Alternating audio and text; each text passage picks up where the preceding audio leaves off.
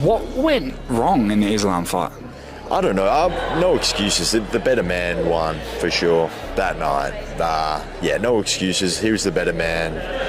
Come up against one of the best guys in the world and just got to learn from my mistakes and get back. Obviously, what went wrong was getting stuck on my back for 25 minutes, but that's all right. I think it was a lot of. I think honestly it was a bit of laziness, a bit of opportunities I didn't pounce on. I should have been more aggressive, not so defensively mindseted. But yeah, no excuses. UFC welterweight era ini mungkin adalah era paling Shark Tank sepanjang sejarah UFC.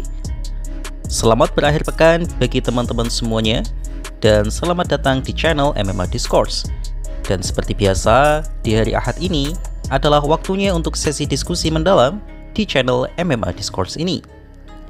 Jika kita menoleh ke belakang, selama bertahun-tahun kelas ringan atau lightweight selalu dianggap sebagai divisi anak emas UFC karena kedalaman bakatnya. Namun per era ini, sepertinya kita harus sepakat bahwa epicentrum kekuatan telah bergeser ke kelas 170 pounds atau kelas welter. Divisi ini bukan lagi sekedar tempat para pegulat tangguh yang saling dorong di pagar oktagon atau para striker yang cuma modal adu jotos. Welterweight telah berevolusi menjadi sebuah Shark Tank di mana predator paling puncak pun, seperti Islam Makhachev, tidak akan bisa tidur nyenyak.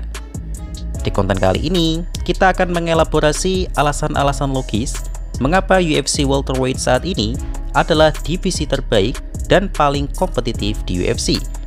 Jadi langsung saja kita mulai. Alasan pertama tentu adalah regenerasi total yang terjadi begitu brutal.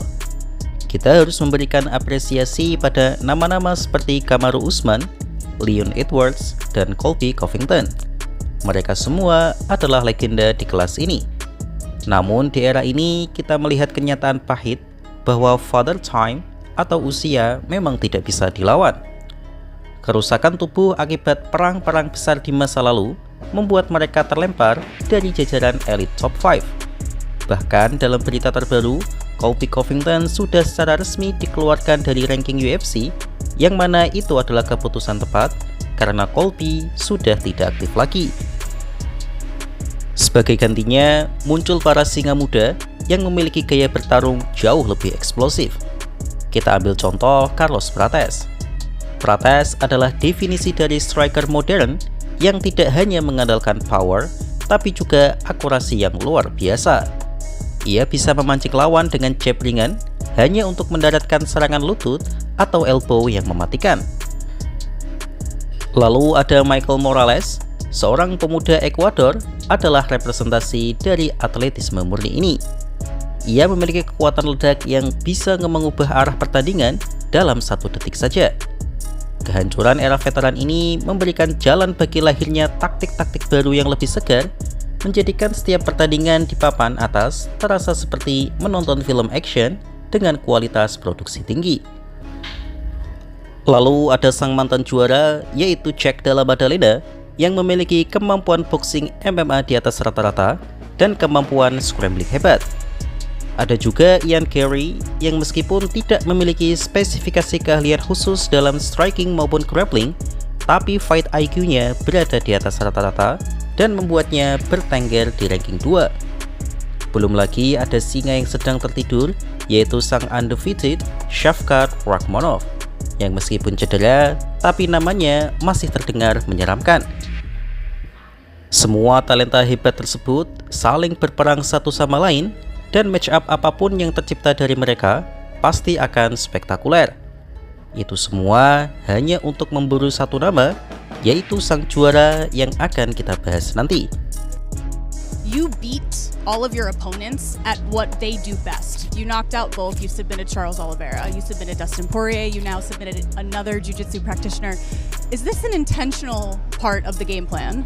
Just one word. It's called best fighter in the world. That's it. Poin selanjutnya yang harus kita garis bawahi adalah kedalaman atau depth dari roster ini. Di divisi lain, mungkin ada jarak kemampuan yang sangat lebar antara peringkat 3 dengan peringkat 10. Tapi di UFC welterweight, jarak itu hampir tidak ada.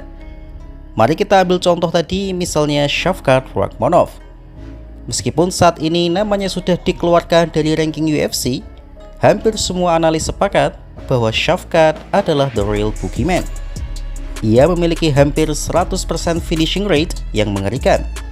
Bayangkan saja, seorang petarung dengan kemampuan seperti Shavkat saja harus berjuang keras hanya untuk kembali ke posisi penantang utama. Belum lagi nama-nama seperti Ian Machado Carey yang semakin matang. Ian bukan lagi sekedar bocah yang hobi bicara, tapi ia telah membuktikan bahwa fight IQ-nya dalam menjaga jarak adalah salah satu yang terbaik dan berhasil merangkak ke posisi 2. Ada juga nama-nama seperti Bilal Muhammad, Sean Brady, Kamaru Usman, dan Joaquin Buckley yang menghiasi 10 besar ranking UFC welterweight. Ketika ranking 10 besar di sebuah divisi memiliki potensi untuk mengalahkan sang juara, maka saat itulah kita tahu bahwa kita sedang melihat divisi terbaik di dunia. Di welterweight tidak ada yang namanya pertarungan pemanasan. Setiap laga adalah pertaruhan nyawa bagi karir mereka masing-masing. I heard Ian's got a hand injury. I don't have a hand injury. I don't believe it. I can't imagine he hurt his hand in the last fight with Jack. So maybe he did it in horse riding. I think it's excuses. Everything about me now tells me he doesn't want to fight, I don't know if it's mentally, physically, whatever it is, but he's doing the typical thing that all champions do when they get the belt. They try to maintain their position, maintain relevancy by not fighting and staying in it. When I fight, alasan selanjutnya tentu adalah hadirnya standar baru yang dibawa oleh sang juara, yaitu Islam Makhachev. Sebenarnya, tanpa ada Makhachev pun, divisi ini sudah sangat ketat. Tapi kehadiran sang raja pound for pound ini membuat semua calon penantangnya harus mengupgrade game plan mereka. Saat Makhachev naik kelas dan merebut sabuk dari tangan Jack Della Maddalena, ia tidak hanya membawa sabuk juara, tapi ia membawa level disiplin sambo dan striking yang sangat kalkulatif ke kelas yang lebih berat. Mari kita elaborasi. Dulu di era Kamaru Usman, kalian mungkin cukup memiliki takedown defense yang bagus untuk bertahan. Tapi melawan Makhachev itu saja tidak cukup.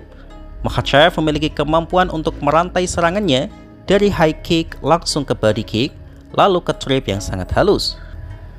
Kamaru Usman mungkin memiliki jab dan box yang bagus, tapi Kamaru tidak dikenal memiliki tendangan yang mampu mengancam lawannya. Dan Makhachev memaksa para penantang di top 5 untuk memiliki game plan cadangan. Contoh paling nyata adalah kita melihat bagaimana Jack Della Maddalena harus mempertajam scramble-nya hingga ke level yang belum pernah kita lihat sebelumnya hanya untuk mengimbangi Makhachev. Dan itu pun level scramblingnya tampak sangat biasa saja karena Makhachev mampu membuat JDM seperti seorang amatir. Padahal JDM sudah sangat jago di kala itu, tapi memang Makhachev masih berada di level yang berbeda. Kehadiran Islam Makhachev sebagai sang juara di divisi ini secara otomatis mengangkat plafon atau standar taktik di seluruh divisi. Jika kalian tidak bisa bertarung di level luar biasa seperti Makhachev, maka kalian hanyalah sekedar bahan persembahan di dalam oktagon dan selamanya akan menjadi permanent contender. Islam Makhachev. Dude goes up one weight class, goes up to 170. He was the 55-pound most dominant champion ever, most title defenses at 55 ever. Just dominates at 170. Like every round. People are saying it's boring, but listen, man, it's boring if you're a casual. The fact that he was able to do it every round, it was a little frustrating because you wanted Jack to try to adjust, but he couldn't, man. Islam shut his game down right away. He low kick front leg real quick, had him limping real quick. Like within the first round, he hit it 3 or 4 times bad. Alasan terakhir bagi saya adalah variasi gaya bertarung yang sangat kontras. Inilah yang saya sebut sebagai puzzle gaya. UFC welterweight memiliki spektrum petarung yang sangat luas, dari master grappler seperti Makhachev, technical boxer seperti JDM, hingga Muay Thai spesialis seperti Carlos Prates. Perbedaan gaya ini menciptakan dinamika yang sangat menarik bagi kita para fans. Setiap laga adalah adu kartu as. Jika laga berjalan stand up, JDM mungkin unggul. Tapi jika laga masuk ke clinch, Michael Morales bisa menghancurkan siapapun. Ketidakpastian inilah yang membuat kita selalu antusias menunggu matchmaking dari pihak UFC.